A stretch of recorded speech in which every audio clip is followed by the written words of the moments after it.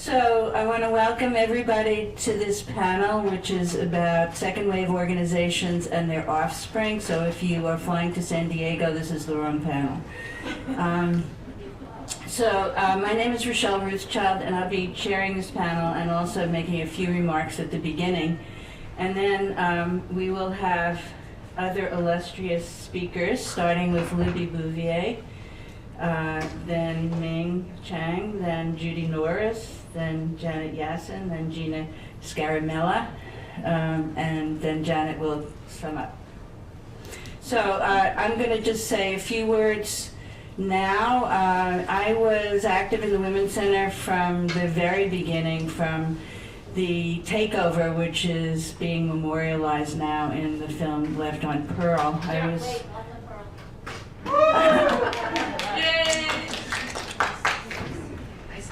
And I was a member of Bread and Roses and also of Female Liberation. I couldn't decide. I'm not going to go over the early days of, or the takeover, because I'm assuming you either have seen the film or you will eventually see the film.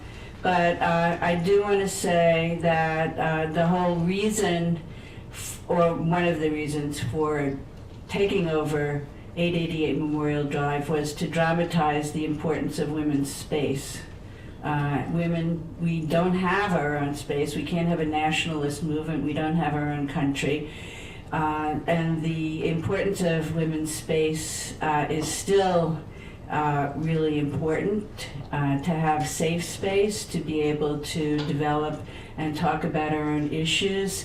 And that has been a kind of driving force for the Women's Center from the beginning. And the speakers will speak about how that definition of women's space has evolved. I also think it's really important to address one of the issues which was raised in the morning session, the idea that somehow second wave feminism failed.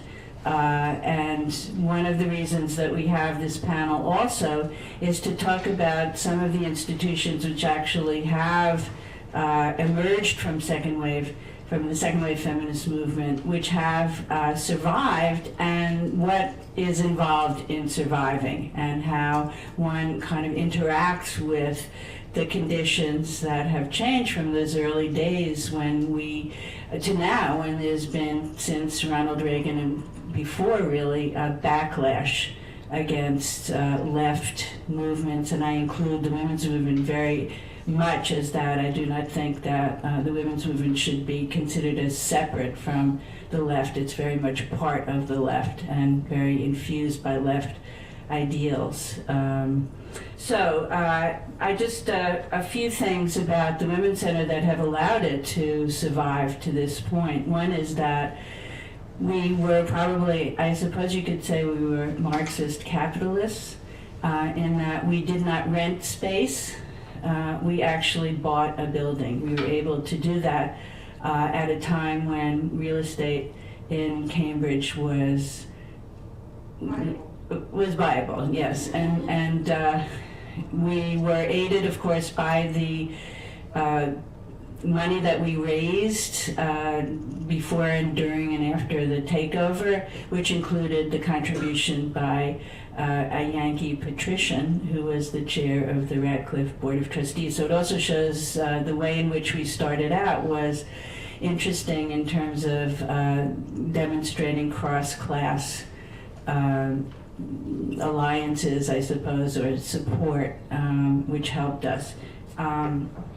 But what also helped us, actually, ironically, in the early days was the hostility of young boys in the neighborhood who would stand outside our building. It was their Saturday night and other night activities to just stand outside the building and yell, "Dyke," of course, throw eggs at the building, and when they didn't have money for groceries, then they would throw rocks at the building. And finally, that culminated with some boys actually setting fire to the building.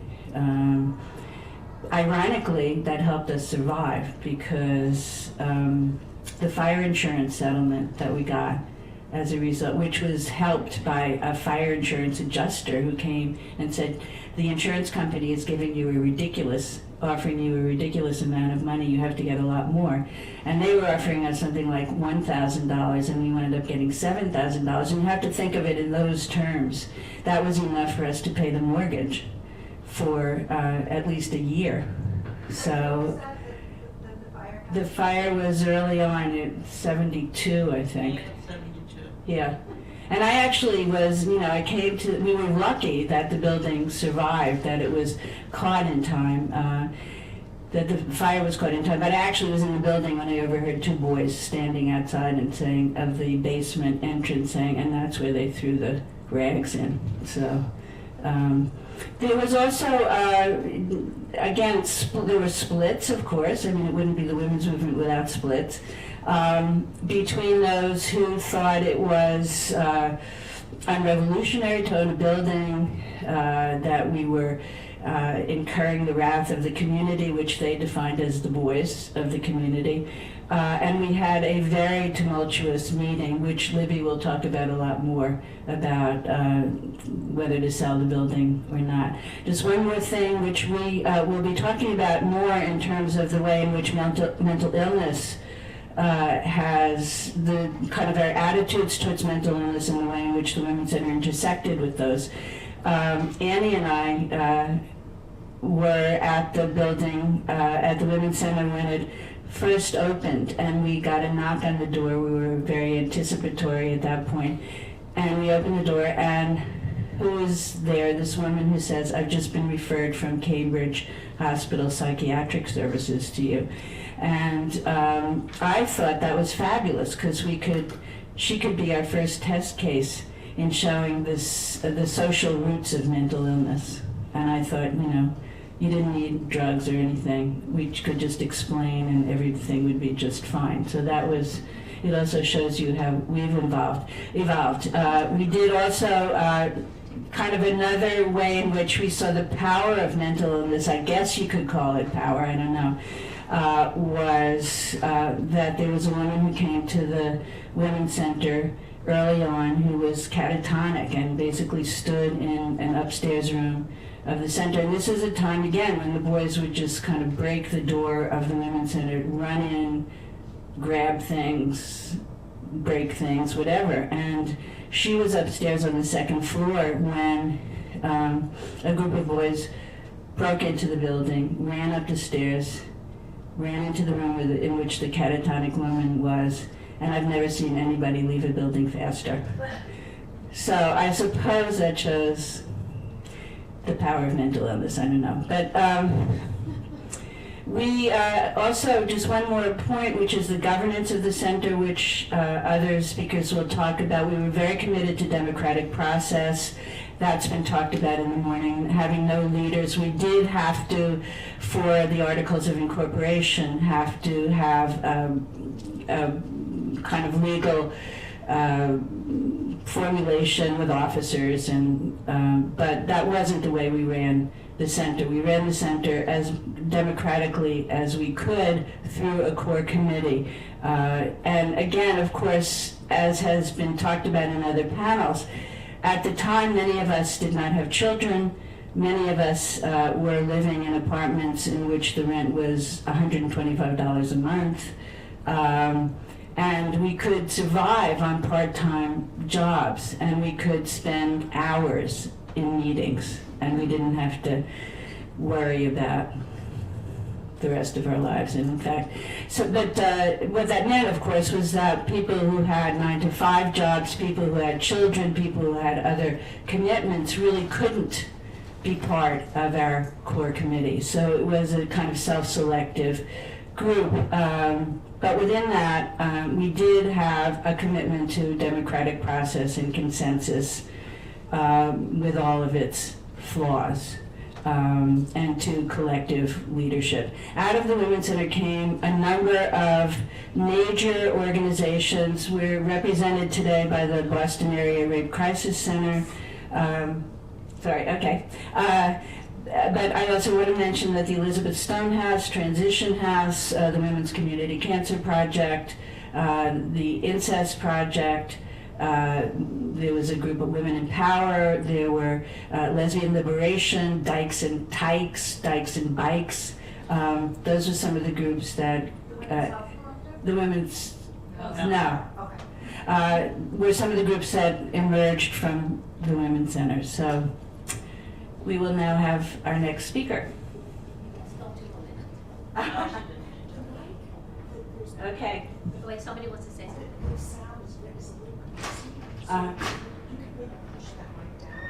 Okay. Okay, thanks. Is this working? Good. I'll try to also. Hi, I'm Libby Bouvier. Good afternoon. Thank you for coming to this presentation. I have to watch the time. I came to the Women's Center in the fall of 1972 without any planning about it or any idea what the Women's Center was about. I had come to Boston to stay or live, at least temporarily, with a close friend who had moved earlier in the year from Los Angeles to Boston to be with a boyfriend. When I arrived, she was in the process of breaking up with him and trying to find a place to stay. So she had been to the Women's Center earlier in the year a few times and thought that perhaps because they were looking for a person to temporarily live at the center to help sort of deal with some of the security issues and to be a presence that I might possibly be able to do that. I had lived for several years in Los Angeles at the San Fernando Valley Peace Action Center, which was an anti-war, anti-Vietnam War, anti-draft center run by a small group of people, about eight people, who were former members or still members of the American Communist Party, and also the members of the Emma Lazarus Club and of the Peace Action Council, all of these in, of course, Los Angeles. And I had lived there mostly, doing anti-war and some draft counseling, and mostly dealing with a lot of men, young men, who were either facing the draft, of course, or facing the draft and considering leaving to go into another country. And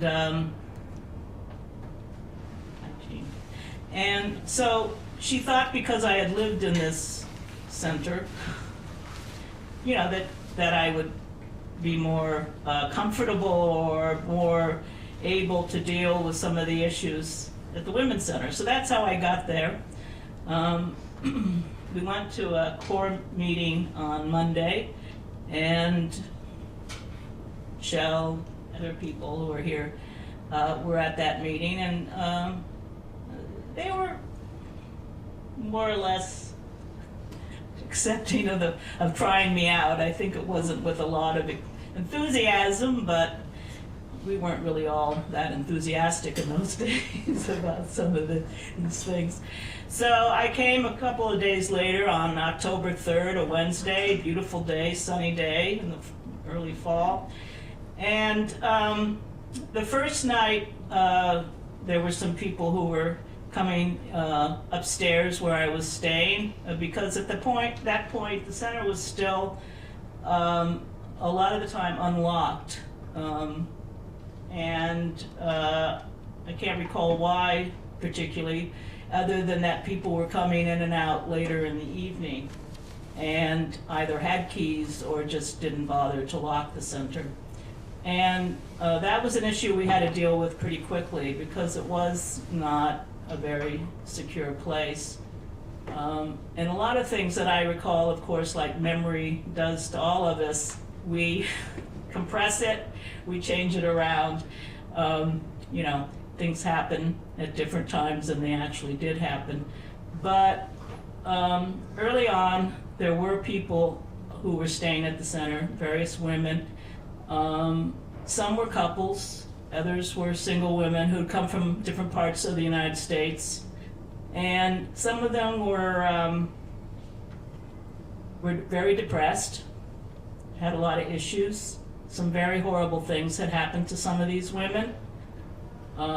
Some of them later on were either murdered or died, committed suicide.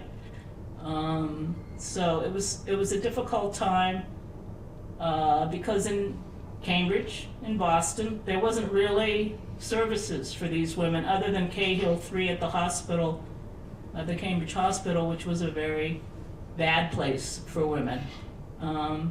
There was Project Place, which had a van which picked people up and sometimes and did that at the Women's Center, and sometimes were able to get people better care in Boston. To get back to October, when I was in, I just wanted to say when I was in LA, which is where I grew up, I was born in Massachusetts, but we immigrated sort of from Boston or Massachusetts eventually to Los Angeles. And in Los Angeles, besides being involved in the what we call the mixed left then, which is what I was involved with primarily, and not that much involved with the beginnings of the women's movement in Los Angeles. We did do a few actions, some of us. We tore down all these posters of pinup posters that men had put up in Cal State Northridge Student Union, up on a whole wall covered with not completely naked photographs of women or from magazines and so forth, but pretty close. So that I still have the picture sort of me and these other women with our backs turned to the camera, tearing these pictures off the wall. So that was my big sort of feminist moment in a way, because really for me, I think my involvement was so much in the anti-war movement. And I think I was a little perplexed about conscious raising groups. It was not something that I was particularly comfortable about, which, just whatever. So I wasn't used to talking in that kind of way. So anyway, so when I came to Boston and ended up at the Women's Center, there was a lot for me to learn and to understand. A couple of days after I arrived, as Rochelle says, there was a big meeting, October 5th, a Friday, in the Women's Center between people who thought the center that there shouldn't be a center, that it was just too much work. It was the neighborhood didn't want us, whatever. A lot of reasons, it seemed to me, and I was very affected by this because I had no idea, first of all, about who anybody was. I didn't know anyone yet, and it just seemed very perplexing that people who, at least I understood the struggle that had gone on to get the Women's Center, and the fact that there'd been this fire which had really demoralized people a lot, and yet here was this place. There was energy, there was commitment, and it seemed to this day it's sort of like, it just seemed very strange. I don't know what else. It was just something that I really couldn't understand, how people could sort of argue this. And they were trying, I think, to argue it from a point of view, and what I think they felt was like a left position. And as I learned later who some of the women were that did want to get rid of the center, to not have the Women's Center, it was just even more shocking because I think some of them saw themselves as socialist feminists, in fact, and it was very disappointing later on to realize that, to know that. Just seemed sort of incongruous, and it still seemed a little strange, even to this day. I guess because nobody has really, that I know of, has interviewed any of the women. I mean, interviewed them about other things, but not about this, which I think is peculiar sometimes. But it's one of the many things that we should do. Anyway, so moving on. So a lot of the problems of the boys, as we called them, there were two young men who lived next door with their mother, who was a single mother. And their friends would come, and one particular boy, who actually I learned later from a police officer, was actually from Somerville. He drove there. He always parked his car there. So I always at first wondered why he would park his car if he lived right in the neighborhood, because it was always parked when he was there. Anyway, it turned out he lived in Somerville, and he wanted to be a police officer himself. So the police later, I guess, maybe talked with him. At some point, he just disappeared. They stopped. They grew up.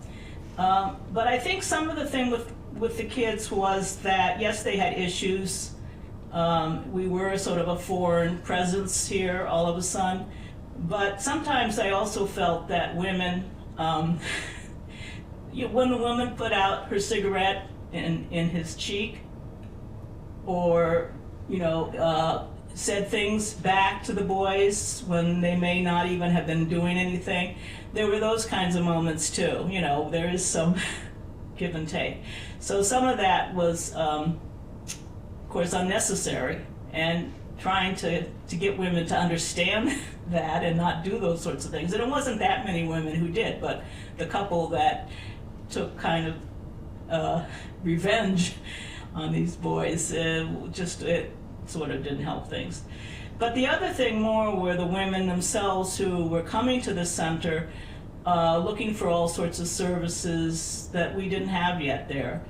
And so as the period progressed, and I think after this meeting of the 5th, that it really also created a dynamic where a lot of women, it seemed to me, I feel like there was a lot of women, began to create or set up different projects at the center. An emotional counseling group, which lasted for a long time, which was part of the coalition of feminist therapy groups in Boston, of which there were not quite a few, but a number, some which exist to this day.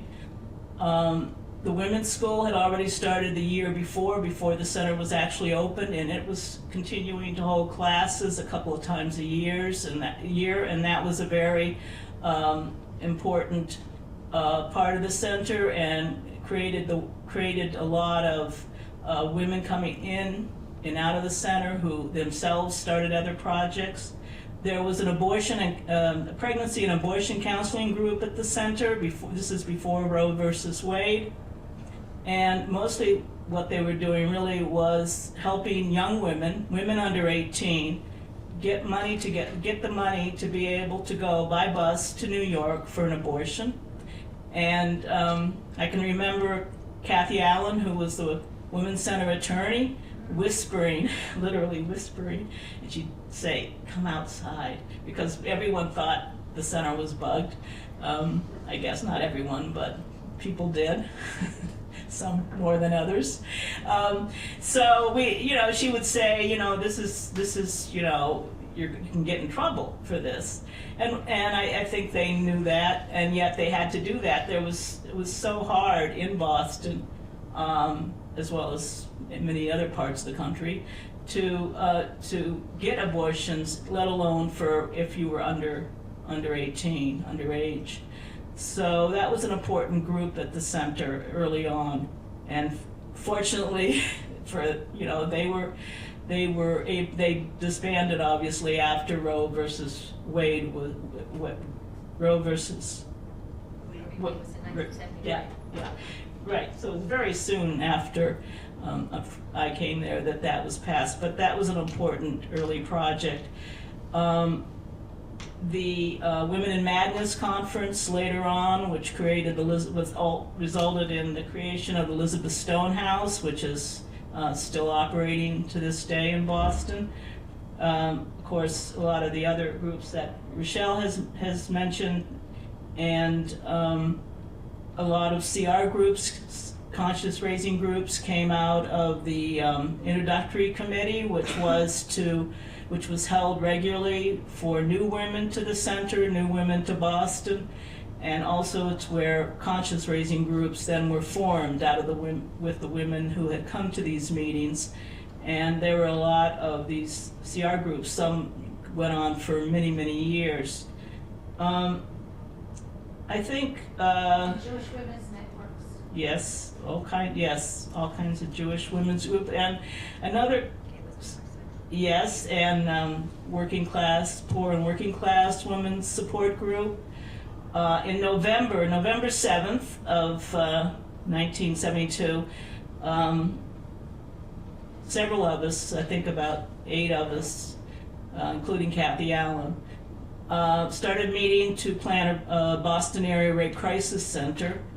It had been really something that 2 women particularly, Karen Carlson and Kathy Travers, had really been very committed to, and they would speak a lot. And then in those days the venue was radio, so they would speak Paul Benzequin's radio program. They'd go on there a lot, and other programs to talk about rape and what that was, because of course in Boston as elsewhere it was still the woman to prove that she didn't allow it or whatever. There was really no protocols with the police, with the hospitals, to deal with this in a humane, progressive way rather than blame these women.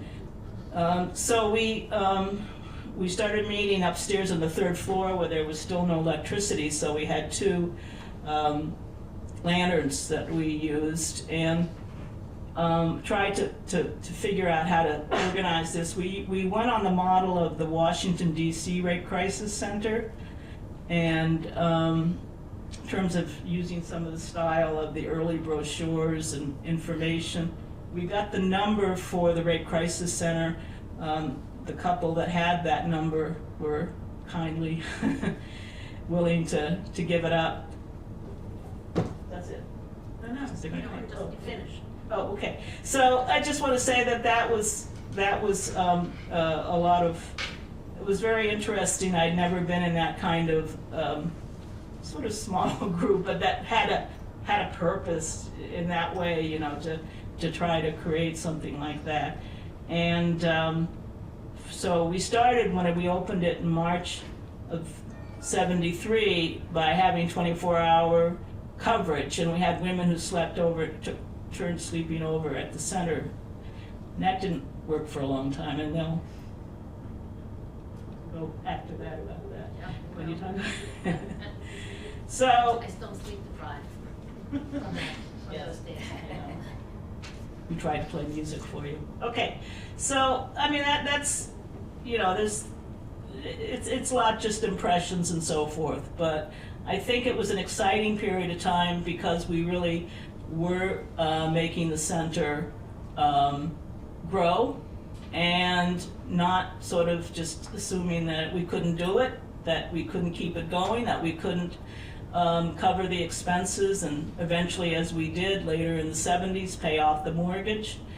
And so that's all I have to say.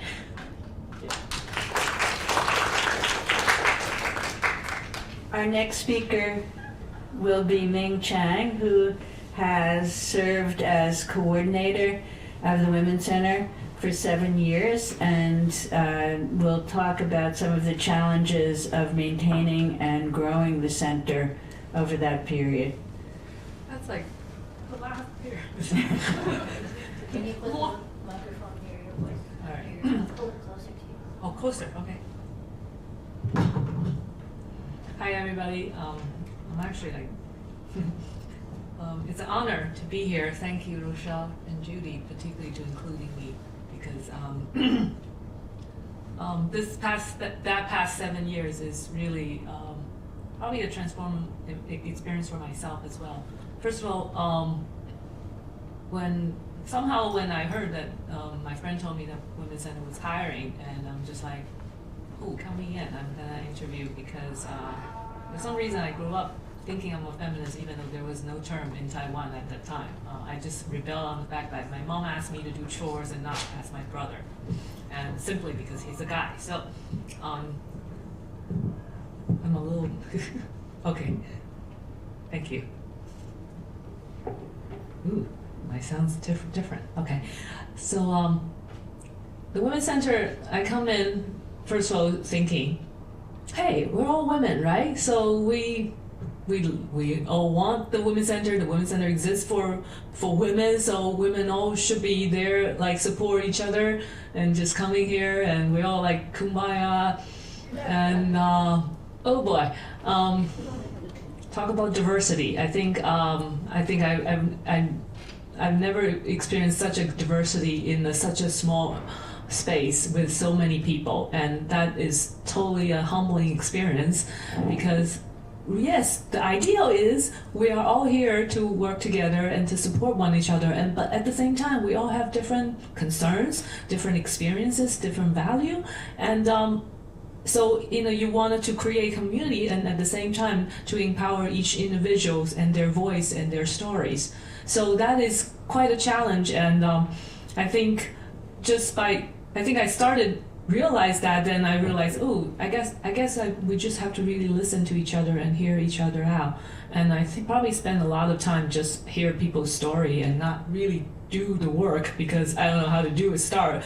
So I realized, different groups have different needs, and we want to be able to create that space for people, and it's very organically happened. Is whoever who showed up here talk about it, and then I realized some other people talk about the same thing. So how we can put them together, and at the same time there are other people who want to talk about different things, and then so we started thinking about, okay, maybe this is a group that you would like to start, and this is a group you would like to start. So it's really come out of women's own voice that they created different groups that they feel most important to them, and then realize, first of all, I feel like I'm doing nothing, but then I'm like, oh, this is what is, organically happening. And it's really about respecting that process and let the woman take the lead. And I think that's speak a lot about, a women-only space, that women feel at least comfortable enough to really start sharing, hey, I have some idea, and for the first time somebody actually wanted to listen.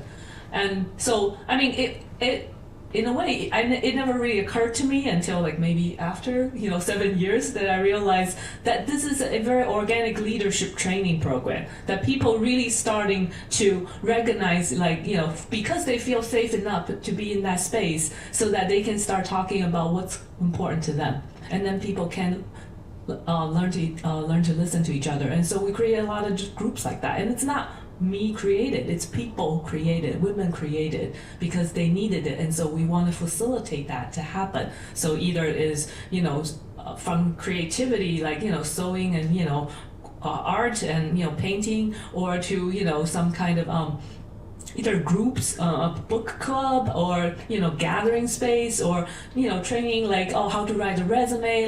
People just start talking about different things, and how do we make that happen. And throughout the time, I have to say I'm very grateful of all the volunteers that come from all walks of life, that coming here, that because they feel I want to be part of this community, because I'm a woman, I identify, I can support other women, I've been helped before, so I want to help others. And a lot of women come from the past, sort of saying, oh, back then, in the 70s or the 80s, the Women's Center helped me a lot, so now I'm here to offer, whatever I can, because I've been, encouraged and supported by it. And so there's something really about the fact that the Women's Center continue to exist and still, happening, is the fact that we can continue to nurture all kinds of people at different point in their life, and then to continue to support one another, through this very, very community-based space. So that is like, so I think volunteer, and I remember actually that was Betsy. When I met Betsy, I forgot, whatever reason we were having a conversation. Betsy is the woman who started the Battered Women Support Group and the resource, what do you call it? Directorate, yes. And then so I asked to talk to her. I was like, well, thank you for really organizing the group and being the first Battered Women Support Group leader, and thank you for volunteering. And she's like, I'm not a volunteer, I'm an activist. And I'm like, oh, okay, thank you. So there's a point, I think, there's a fine line between, volunteering and really truly because they want to get involved and, become part of it. So, and I think that I learned a lot from a lot of women saying that. So later on in being the coordinator, I realized there are so many women want to get involved so that they can develop their own way of doing things and connecting with more people. So in the beginning, I just say, we have a lot of young women who, college students want to do volunteer, and because they're only here in Boston for a couple of years for study, and then they probably graduate and move on. So we have a lot of turnover, but eventually I realized there are more women coming here because they say, well, the Women's Center have helped me before, so I want to help out, I want to create other things. So the volunteer is actually they're part of the community. So we're start really to try to sort of erase that line between who's the volunteer and who's really the people in the community getting involved. And so we start with women who just love to, clean the center because they love to help out, and then they always know how to take the trash out, how to do the recycle. And I'm like, great, so because I don't have to do it and Judy didn't have to do it anymore. So we were like, yay. And then so more people would start like, well, because, and the more they're cleaning, they start talking to other women. Women who come in here because they don't have a computer, or because they're homeless, or because they need something to eat, or just to take a nap. And then so people really start talking to one another. And that's when the people start like, well, I've been through homeless myself, so, I don't know the resources, so I'm start talking to other women about it. And then so other homeless women helping other homeless women, or previously homeless women helping current homeless women. And people really start connecting just in the space, because it's not so much like an institution, you're coming here, you have caseworker and all that, but no, people talking, women talking to one another. And I found like that is like the greatest strength to create a women's space, because women's has this, innate ability to connect. And because living in the societies that somehow, too much patriarchy going on, that, the connection started getting harder and harder. But the space itself, thank God, we have Facebook and all this virtual connection, but Women's Center is a physical place that people can meet, people can talk, people can connect. And again, the diversity of it is like, I have a lot of interns who told me, it's like, wow, being at the Women's Center for like one semester internship, I meet like so many different people that I probably for the rest of my life may or may not really ever meet, because from age to ethnicity to backgrounds to values and income, education, all the things you can think of. And then talk about mental illness. There's a sense about, I think creating the space is so that, even though that's part of the challenge, it's like, wow, we have all many people at different places in their life. But the challenge is that somehow can we see each other as human beings? And I think the space itself create that invitation that everybody coming here is a house. We have a nice garden and a nice, backyard porch. And then, all the couches and kitchens are set up to say, welcome, come sit and talk. And then I think that itself is just really transform people. Like, people who go through agency by agencies, being treated like just a number or just a case. But when they come in here, they've been greeted with eye contact and a smile and say hello. And then all of a sudden they become human being again. And I think that is probably the most profound experience that I have learned, and it really transformed my life. Like it mentally or intelligent, intellectually, I may know, oh yeah, human beings are all equal, but that's what you think. But to truly meet every human being and to say, yeah, we're equal, and how we treat each other equally, And how do we do that? Like, I mean, I have a lot of interns saying, yeah, I know how to, I know that, but I actually have to do that here. I'm like, yeah, if you don't do that, you won't pass. No, I'm not saying that. But so that's really create the transformation, I think, for everybody. You know, people have to learn from each other. No one is an expert of anything.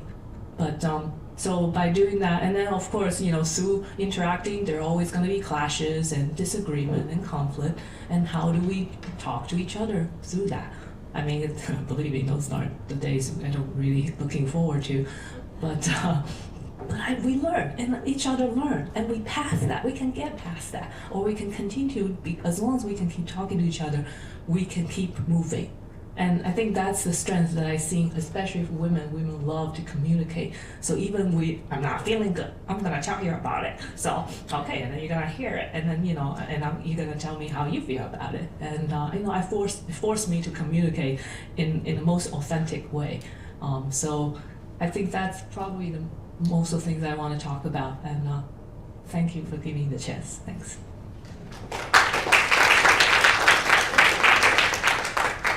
Next is Judy Norris, who has been at the center since the beginning and was a member of the Tooth and Nail Collective, which helped repair the center after the fire, and has done all kinds of other things about which she will talk now. Hi. Tell me if you can't hear me, or okay, a little closer.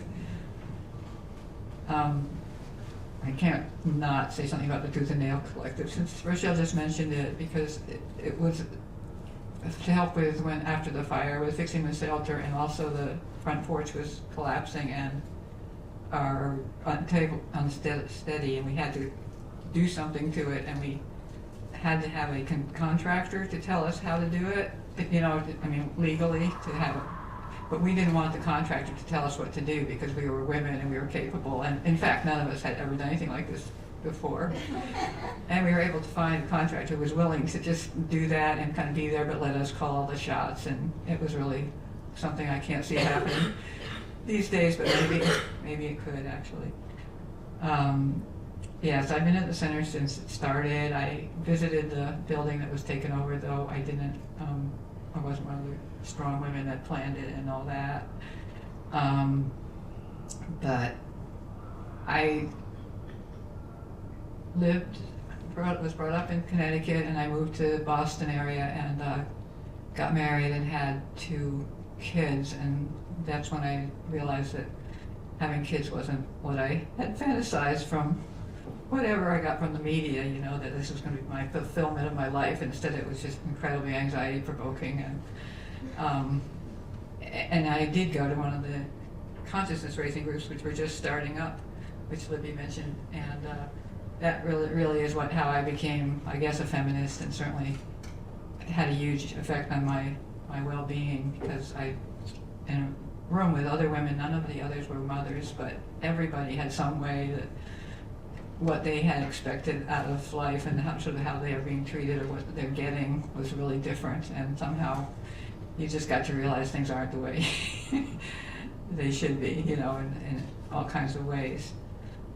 I was fortunate enough to have a family that had some money, and I realized that I'd be able to survive without having a job, and which happened in conjunction with me getting involved with the Women's Center and wanting to help out. So I was with my kids, and they'd go to school or whatever, and then I'd go to the center, and then I'd come back. And as they got older, I would be more and more at the center, and I was kind of doing whatever needed to be done. I think Libby wants me to say I was coordinator or something like that, which I wasn't. To me, I was filling up for a whole filler, and just being there and doing what I could.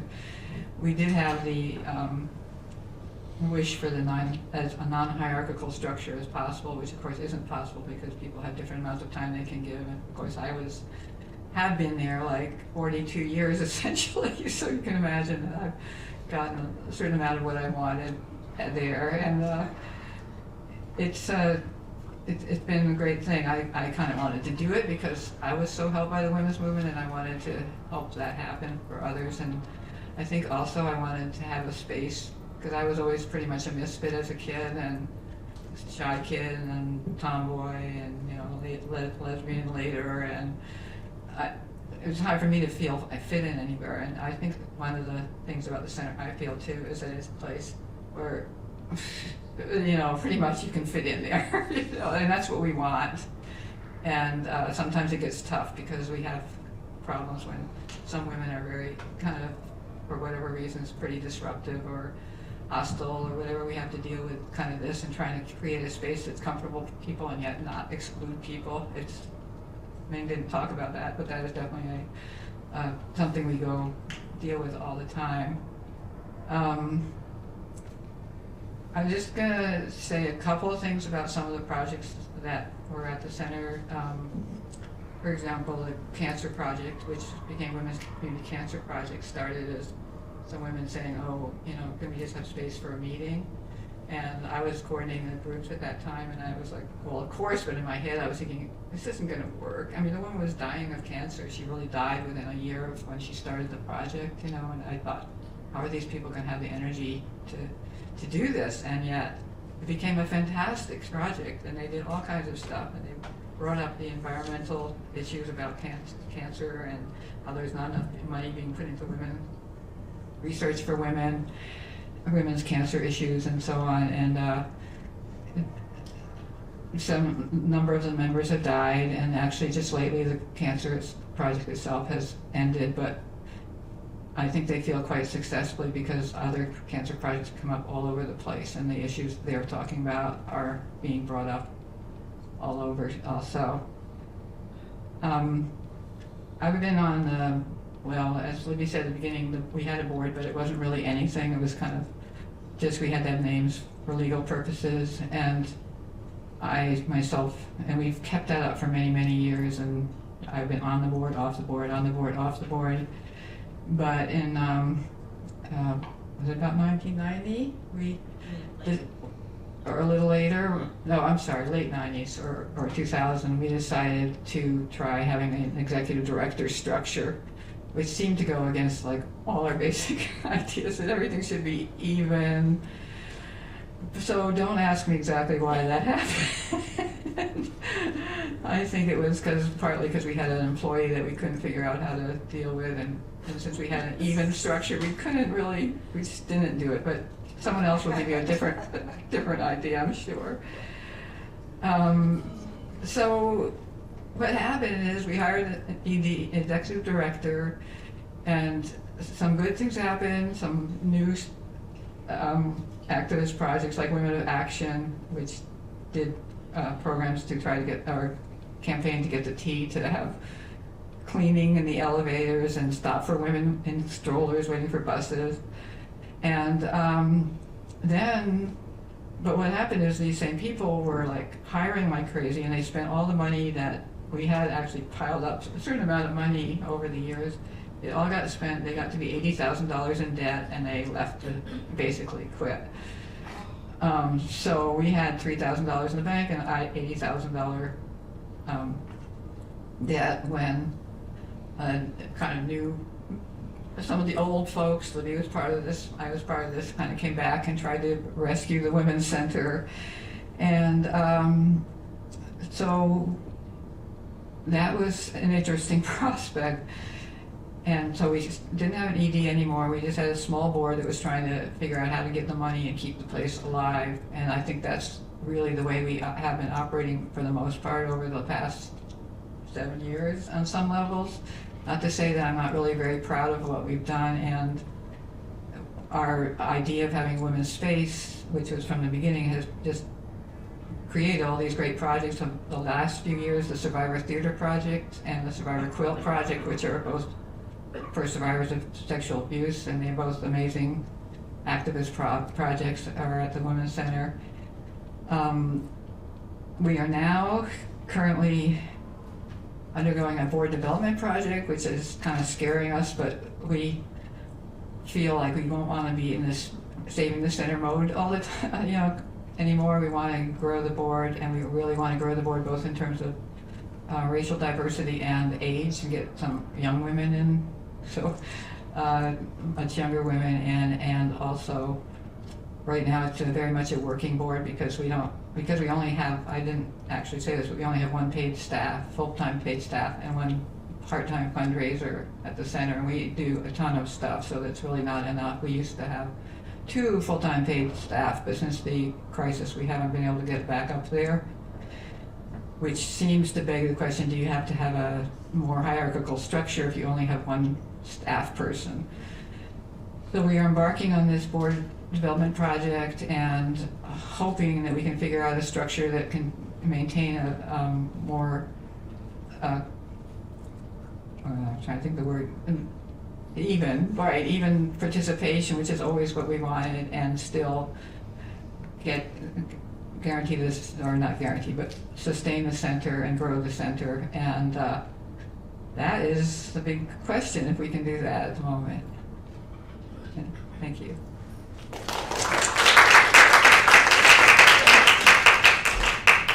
Next, we will hear from Janet Yassen, who will talk about the history of the Boston Area Rape Crisis Center. It's 2:58. Okay, I'll be short. No, I won't be short, I already am short. But I will stand up. Not only, I mean, if anyone else wants to stand up, you can also feel free to stand up. You know, do what you need to do to move around. Been sitting here a long time, so, you know, I'm old, so I get to move around or do whatever I want now. Of course, I always did whatever I wanted, didn't I? Well, I guess I think I want to just start with just a moment of gratitude. You know, the name of this panel was something about history, right? History. And, you know, it's very easy to forget and about where we come from. So just hearing, again, revisiting and reflecting, and since I am getting older, this in my new world of chaplaincy, it's just called Life Review. So hearing a little bit of a life review of the Women's Center is just inspiring, and so I want to really emphasize that in terms of this room, because sometimes, you know, you open up the newspaper, you know, we get so overwhelmed with the amount of violence that there is, and the amount of discrimination there is, and the amount of poverty there is, and the amount of despair that there is. And then you hear these stories, and the power, I think, of the Women's Center, the Rape Crisis Center, which you heard a little bit about from Libby, you know, was birthed at the Women's Center, but it grew up and left. And so I'm proud that, you know, I'm here as the grandmother and mother, and my daughter is here, and Gina is going to talk about the Rape Crisis Center as it is now, because it's probably it is the only rape crisis center that has survived in this form on the planet, I must say, because none of them have existed in the United States like this continuously. And, you know, the United States was really the premier place the Rape Crisis Center started. So I'm so happy that we can really emphasize the hope and possibility of that. But I want to really emphasize the Women's Center. And that's because, you know, we are specialized. Boston Area Rape Crisis Center deals with sexual violence. And it's really important, it's really important. But what's even more important is the holistic perspective on life that the Women's Center creates and offers for possibilities, as you have heard this. So we are like one little baby project of a large movement that brought every single one of you here. So this is not just us, this is everyone in this room. So if we can just even think about what brought us to this room today, what are the conditions that brought all of us here? Why are each one of us, you know, if we had till 6 today, it'd be great to hear from all of you, but why are we even here? And, you know, that's important to just continue to hold in our hearts and in our hopes. And I'm just sort of curious, how many people were born after 1972 in this room? So I want to really just thank you for offering us the hope and the joy of continuity after we are gone. And hopefully, you know, you can learn some lessons from this experience. And the real lesson for me, and a reminder to me, is that we are way beyond. We are larger than all of our individual problems, and we are whole people, mind, body, spirit, and even when we encounter sexual violence, that's just a little bit of who we are. So I hope I will remember this as I, wake up tomorrow morning, and hopefully you'll take all of that, and that what everybody is here is saying is really the story of the Rape Crisis Center, which is, we all were young people, we got together, we go, the personal is political and the political is personal. There is no separation, and we can do something about that. And the main thing is not to think about it too much, because there was nothing in 1972, and we just thought we could do anything, and we did. We did a lot of things that worked and a lot of mistakes, but I think that what Libby said about the Sanchez family, and I will be very brief about the story, but I think it illustrates. Everybody is needed, and everybody can add something. As Libby said, we wanted a rape crisis center line. We knew we wanted 24/7. We slept in this little room. That's another whole story. In the women's center, and we answered the phone. There were no phone machines. You hear that everyone? No iPhones, no phone machines, nothing. We slept. We answered the phone. We went out to the hospitals. We accompanied people. We picked people up at their houses. We brought them to hospitals. We stayed with them. We went to court. It's just, when you think about what we did, it was really miraculous. And well, not miraculous, but it was amazing. But it took everyone. So we had this idea. We wanted a phone number that was easily remembered. So we wanted rape as the last four number, 7273, but all the exchanges in Cambridge were taken, 876, 587, 578, and they said, well, the phone company said if you want to get the phone number, you have to ask the people to give up their phone number. So one brave soul of our little collective called up the Sanchez families, called up, I guess, everyone, and the Sanchez family, I think without even batting an eyelash, said, oh, of course, that sounds... It was, we just got him on the phone, Mr. Sanchez. And he we told him what it was. And he said, oh, sure, we'll give up our phone number. And it was like, really? So sometimes you ask for things and you don't know what you're going to get back. So that's another lesson in terms of the kind of work we're doing. We just don't know what generosity is going to come our way and why. So, asking is really important, asking with an open sense and people giving generously. And, I don't know whatever happened to them, but I always like to honor them because it was a small, large gesture, and that we can do small and large gestures, and they all matter. So when we think about, hearing about these large things, it is also, taking out the trash, taking out the recycling. It is hammering every nail in. That is what will inspire us and will keep us moving. So I know I don't have a lot of time, so blah, blah, blah. Let's see. Okay, so 1973, I just want you to know, we did say Roe v. Wade was passed in 1973. Abortion was not legal. It's very dangerous right now. Abortion was not legal. Now, abortion isn't for everyone, but choice is for everyone, and it is really scary. So those of you who were not born in 1973 need to know this was not a right. This was something that is in danger now. And do you know what else happened in 1973? Before 1973, homosexuality was considered a disease. So look how far we've come. And sometimes, when the question is second wave feminism, blah, blah, blah, doesn't do anything. I mean, it is a revolution. And you know what else is revolutionizing that you never know? Who is going to be our allies? Who is our most recent ally who you never would have imagined? Jimmy Carter. Jimmy Carter is our ally. Okay, what's the name of this book that just came out? Okay, anyone know it? Okay, Women, Religion, Violence, and Power by Jimmy Carter. He's on the Colbert Report talking about women, religion, violence, and power. You never know who is going to cross our paths, and that's why we have to persevere. That's why we have to keep on going and keep on going. We have to take care of ourselves. We have to take care of each other. But we have to hold out what we know is really true to overcome injustice and to keep the kindness going, because you never know who are going to be allies. And we have to cross aisles, even though we don't know who's across the aisle. We have to do it. One of the really important things about the Women's Center, we were hearing a little bit about the privilege. Some people worked part-time, some people had money. Well, it was a lot of white women who, and I clearly am one of them. But we have to do a lot of painful soul searching, and we still have to.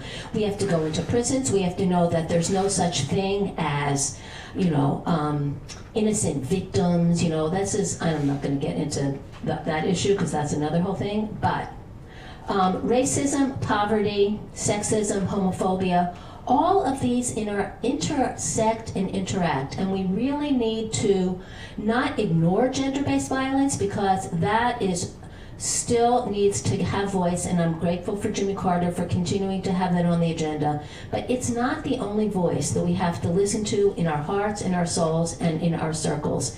And that's what I just appreciate so much what being said around just listening to the stories and how much you grow from the stories and how much we can still in our lives, and all of us old ladies up here can continue to still grow, to still be feisty, to still be angry, but hopefully to bring a sense of compassion to ourselves and to the work that we do as we continue to do it and persevere. And I am the most grateful because I get to actually have somebody who continued the strong mission of the Boston Area Rape Crisis Center to be a social activist movement as well as a service movement, because most of the victim services in the country have gone more into service and are really forgetting the socio-political roots of of sexual violence and violation. And the Rape Crisis Center has kept on that mission, and that's what drives and why it is successful, and that's what will drive everyone here. So it is my honor. I'm assuming I'm up, right? I'm finished, right? I'm finished. So it is my honor to pass the mic to my dear colleague and daughter and sister, Gina Scaramella. Really hard to follow Janet because she's such a great speaker, isn't she? Thank you.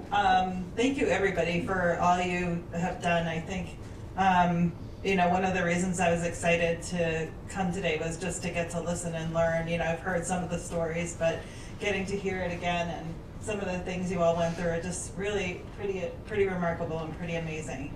And I do think BARC is an amazing success story out of the Early Women's Center. We now have 2 offices, one in Cambridge and one in Boston, and 28 full-time staff. Wow. And I know, all focused on sexual violence, which is one of the things that as Janet was saying, is really getting to be more and more of a unique organization model. There are some rape crisis centers in like multi-service organizations where the board of directors might not even know that a rape crisis center is operating in there. So it's just so vastly different, our ability to focus. And one of the ways that I think we keep alive the spirit that started BARC is around the number of volunteers that we support and how integral they are to how we provide services and do community organizing work. Because we do have 150 of them that we support, and that is a lot of work to do that. People coming from all over the place and getting trained to do really meaningful, life-changing kind of work. And I was actually one of those people and got to meet Janet back in 1989 when I came to volunteer and just really fell in love with it and couldn't believe how, and I still can't believe, and it still gets me up every morning, that you could really make so much change in the world, that you can really understand survivors' experiences and stories and create system change and policy change from what people's experiences are, because we have formed an organization. So I think the volunteerism is a key, sort of hearkening to the roots, and then I think the other piece that is always a struggle is the sort of what you were saying around like who's in and who's out and who are we here for and who are we not here for. And we've definitely been challenged over the years to really look at our model, which was more of, when I first came to BARC, it was almost like this sanctuary kind of feeling where, a survivor would come out and come to BARC out of their family and come to BARC. and really looking at the limitations of that model. You know, who would feel comfortable sort of leaving behind their family to come to a place and have the opportunity to come to a place and receive counseling. So a lot of the ways that we've over the years looked at our programming to try to be more responsive to people's needs, having services for families, doing couples work, providing spaces for men to be volunteers, including transgender folks in our work and on our staff and in our volunteer pool and in our services. And all those challenges are really, you know, I think it's always so comforting when something seems like there's a right and there's a wrong, and so oftentimes it's just like, forget that, there isn't. And having to relearn and re-explore what it means to be the organization that we are all the time. So I do feel like one of the things I am proud of is our continued focus on social change work and trying to create conditions that are less accepting of sexual violence as part of it. And we're very disappointed recently with, for example, RAIN's recommendations to the President's Task Force on Campus Sexual Violence that focuses on a criminal justice only response as being, you know, their sort of idea of primary prevention as they articulated it was to take the 3% of men who are raping on campus and lock them up, and that's the solution. And it just, to me, and with all of you here, is just such a disconnection from the roots of our work and from really understanding the many layers of civil rights and human rights that are at play in sexual violence. And so we're doing some actions to try to get our local voice out there and your local voice out there to try to really say something else. And it's hard. One of our challenges is, you know, we are very busy. We provide, we go to the hospital with someone nearly every single day, sometimes many times a day, to different hospitals. We get thousands of calls a year on our hotline, and are out training thousands of people. And so having the opportunity to get to a platform like the President's Task Force is a challenge for us. So, but when there's opportunities like this, we'll take them. But some of the, you know, I think in terms of where some of the work will be going is around the coalition structures and some of the ways that power is influencing up to the policy level. We're not very involved in that. We don't have a good pathway up. And so that's something we're trying to organize around. We've sort of connected with a bunch of centers. I think we're up to 15 who are similar to BARC in terms of being independent centers that are high volume, that really have a basis of work to speak from, to try to find a collective voice among those folks to influence higher up. So I guess that's all I'll say. If you have questions, I'm happy to answer, but thank you.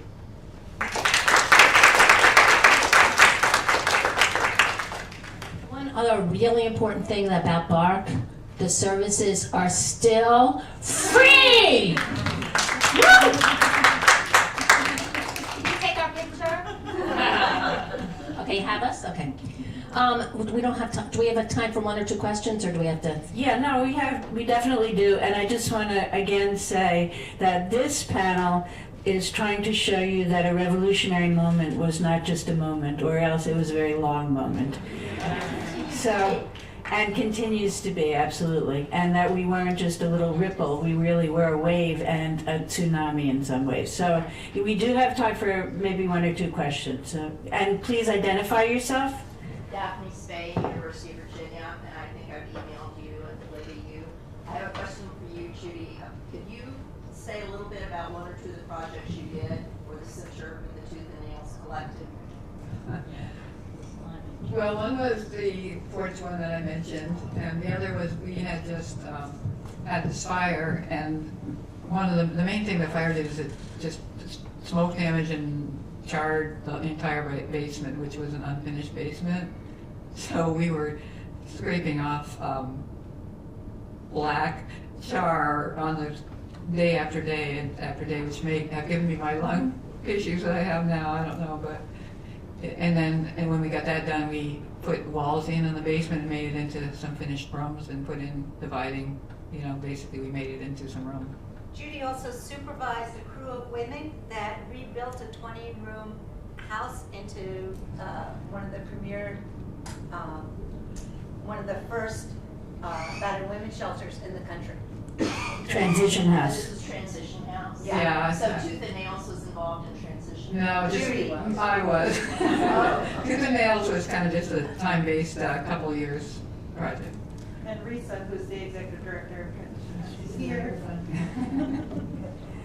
Yes. Please identify yourself. Anna Fleck Henderson, I also live in Cambridge, so, and I just wanted, this is actually more a testimonial than a question, is that okay? Whatever you want to say. So, about the Women's Center. One thing is, it's unusual because it's a woman's space, but it's also unusual because it's managed to maintain itself as a space where anybody, in this case anybody female, can come. And we used to have lots of spaces like that, settlement houses and stuff, but what's happened over the years with professionalization and so on is now you need a specified issue to get in. And you need a specified funding stream to get services. So to have a space where you can come just as you are, this is what Janet was saying too, I think, but I just want us to appreciate how rare that's gotten and how important that is, because people don't come in terms of what problem they are. Most of us, as you know, have many problems, all like and one funding stream, you have to go to 25 different offices to get the right funding stream to get your services. So this is in itself, I think, an amazing piece of continuity from another time, which hopefully is a model for a future time as well. That's one piece. The second thing is just the continuity of, or the continuing influence of what was a second wave feminine, if you will, organization. In 1989, I was working on Cahill 3, as it happened, and with a women's group, which was an inpatient unit for people who had serious mental illness.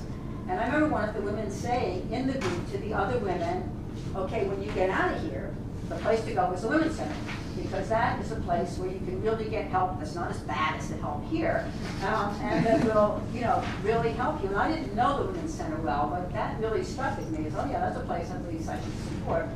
And then more recently, I was working for a national organization on issues of violence on campus, gender-based violence basically on campus.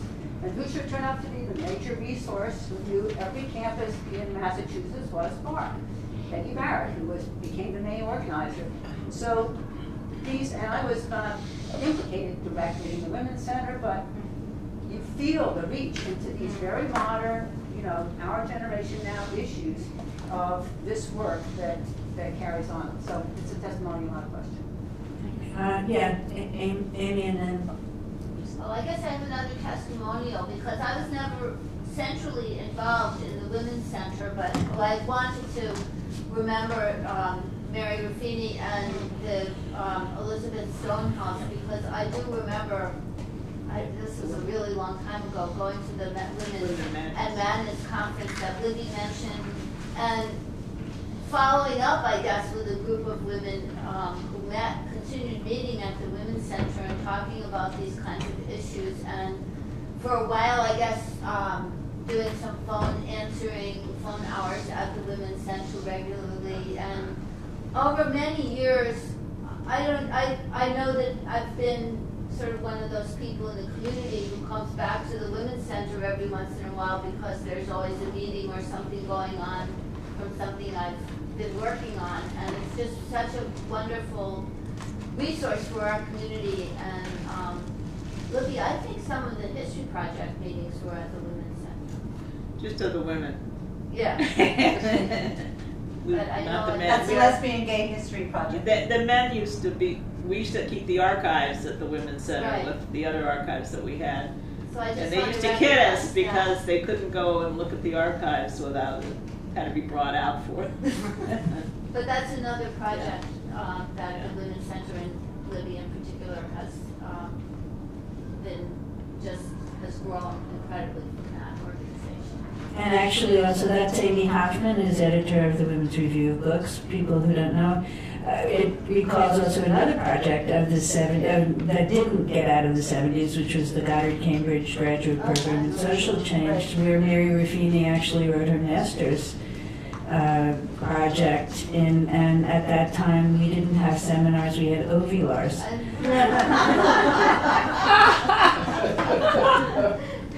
So, please identify yourself. I'm Risa Medjic, I'm the art executive director of Transition House. And I wanted to sort of add a little note of full circleness. Can we actually, do you mind coming up here, because I'm afraid this is being videoed, and so I'm sorry, I should have had everybody do that, but. No worries.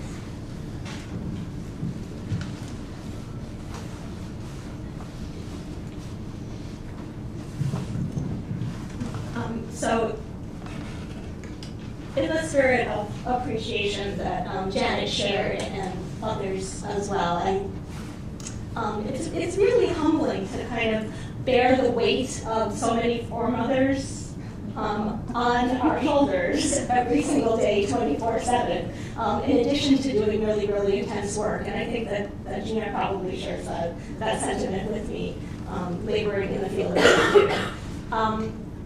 A note of full circleness is that I recently became aware that one of our Transition House clients is actually running the domestic violence group at the Women's Center. Oh. Which is such a, fabulous thought, in theory. That's what we would always have wanted to happen, but didn't always happen in practice. To have someone, so deeply immersed in her own understanding of gender violence and allowing herself to be in a place to share that and encourage others to find comfort together is just a wonderful thing to have happen in this year, 21st century.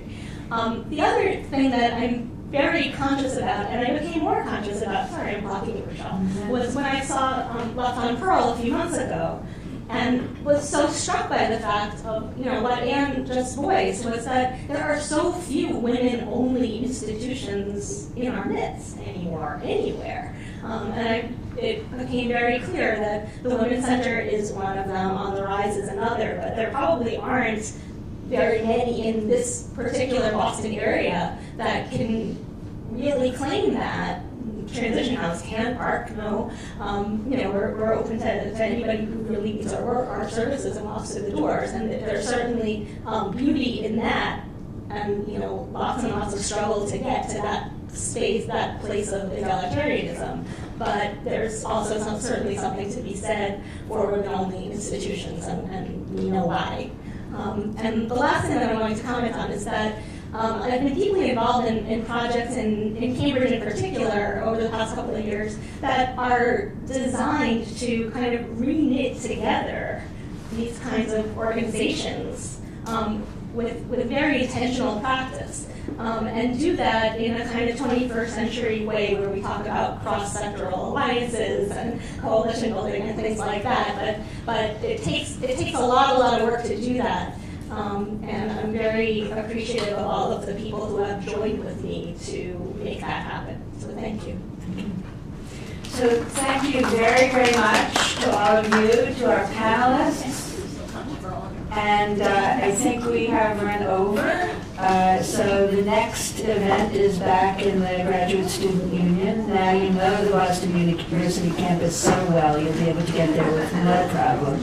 And thank you again.